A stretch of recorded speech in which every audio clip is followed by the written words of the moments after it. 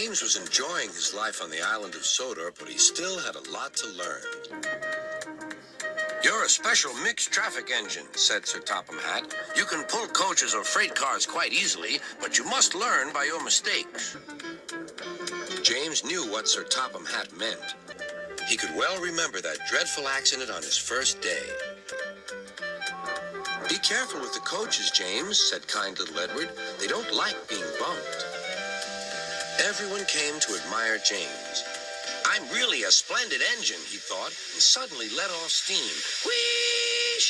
A shower of water fell on Sir Topham's nice new top hat. Just then the conductor blew his whistle, and James thought they had better go. Go on, he puffed to Edward. Don't push, replied Edward. The coaches were grumbling too. Don't go so fast. But James didn't listen.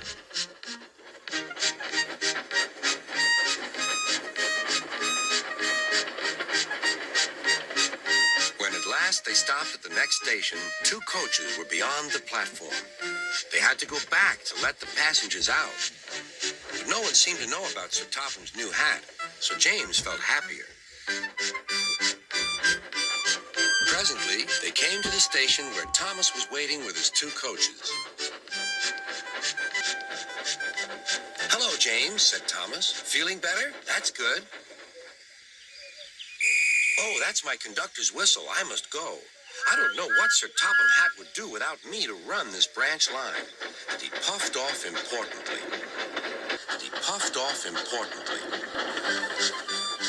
Edward and James passed the field where James had had his accident.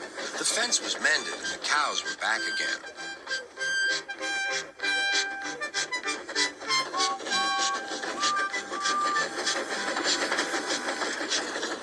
They ended their journey and rested before setting off for home. James was still wondering what Sir Topham would have to say about his new hat.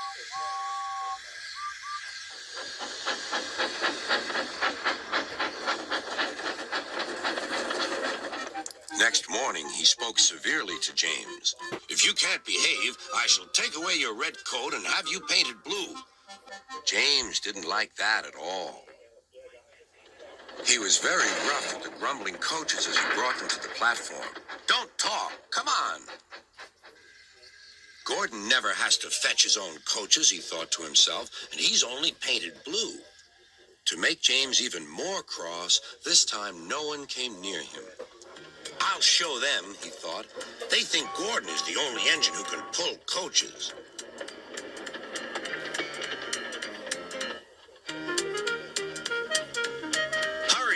Hurry, puffed James. You're going too fast, replied the coaches. James laughed and tried to go faster, but the coaches wouldn't let him. We're going to stop.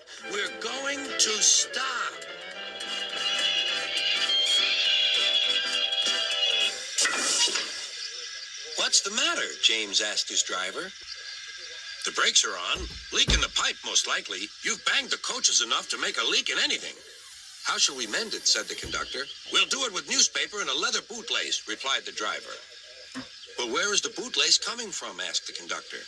"Ask the passengers," said the driver. "You have a leather bootlace there," said the conductor to a smartly dressed man. "Please give it to me." "I won't." "Then I'm afraid the train will just stop where it is." The passengers all said what a bad railway it was. Then they told the man how bad he was instead. Everyone was very cross. At last he handed his laces over. The driver tied a pad of newspaper tightly round the hole in the brake pipe, and James was able to pull the train.